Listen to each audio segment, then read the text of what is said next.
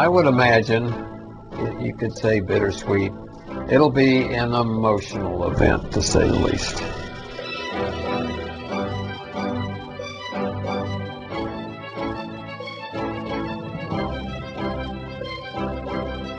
Discovery gets the job done. It's flown all kinds of missions, and it's done them extremely well. It's a great flying machine, and I think that's what it's remembered for.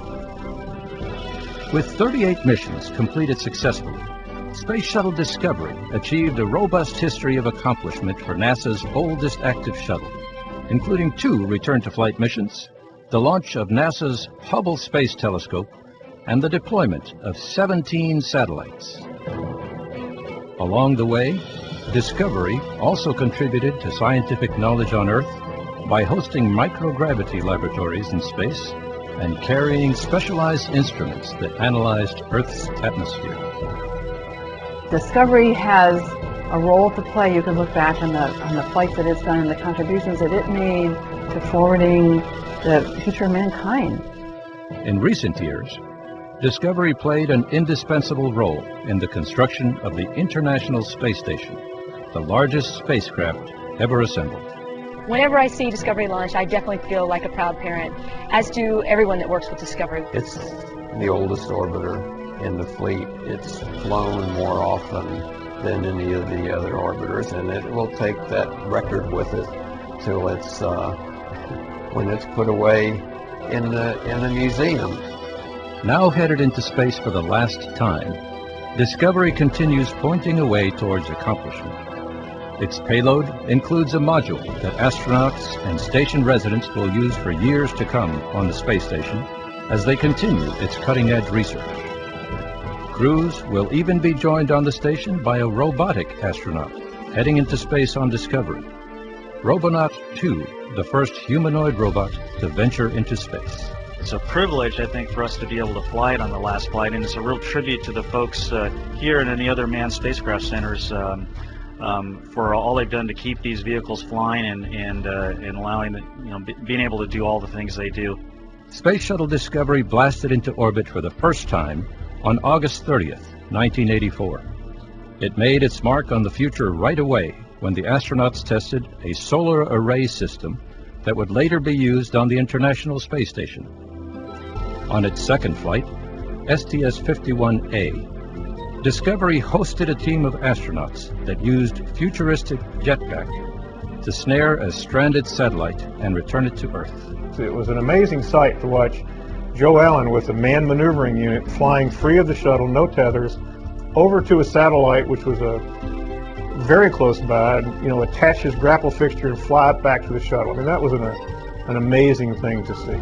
Discovery went into space 6 times during its first year, but would make perhaps its greatest impact on NASA after the Challenger accident grounded the shuttle fleet for more than 2 years.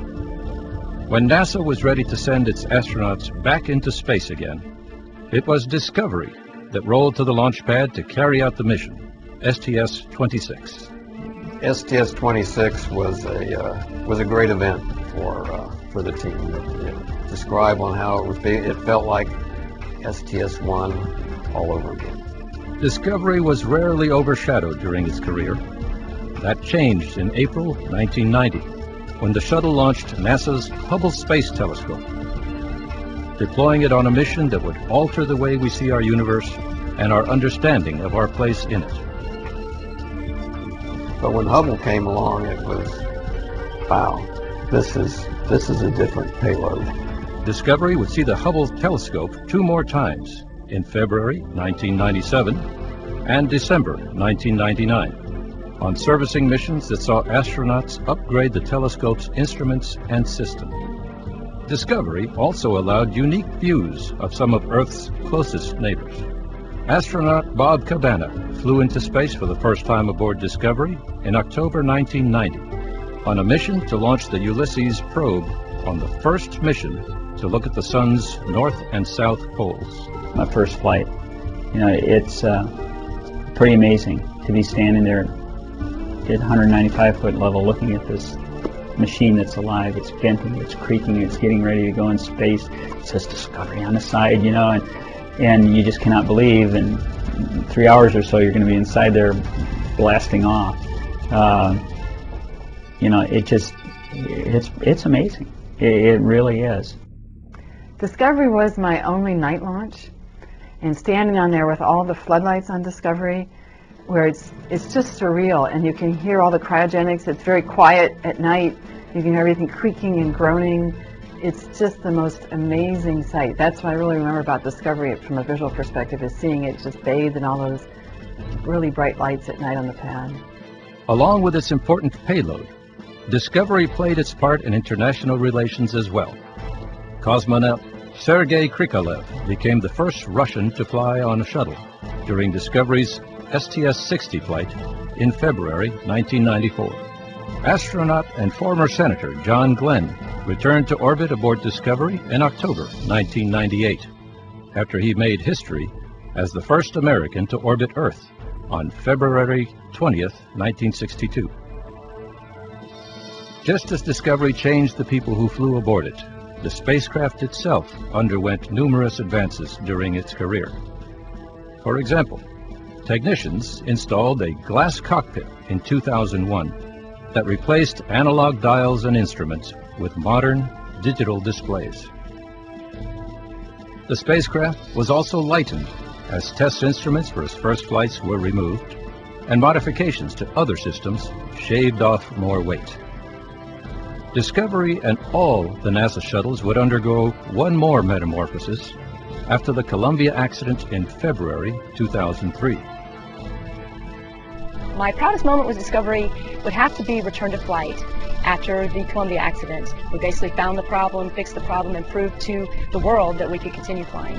Just as it had done 17 years before, Discovery took to space to prove NASA's shuttle fleet was not finished marking its place in exploration history. The overwhelming sense of the launch team was that this is what we do. We have to fly again. Along with sister shuttles Atlantis and Endeavour, Discovery finished assembling the International Space Station and then helped take new parts, supplies, and experiments to the orbiting laboratory. I was telling some employees here yesterday, when you walk inside at a Discovery and see it, it still looks like a new car even after almost 30 years of service. Discovery is expected to be put on public display after the space shuttle retires. Everyone here that has ever done anything associated with an orbiter will say, I worked on Discovery. I think Discovery's just because it has flown so much, it has been such a workhorse. You know, it flew return to flight. I think if you go back and look at all the missions it's flown, it really has achieved some phenomenal successes. And liftoff of Discovery, blazing a trail to scientific discoveries aboard Space Shuttle.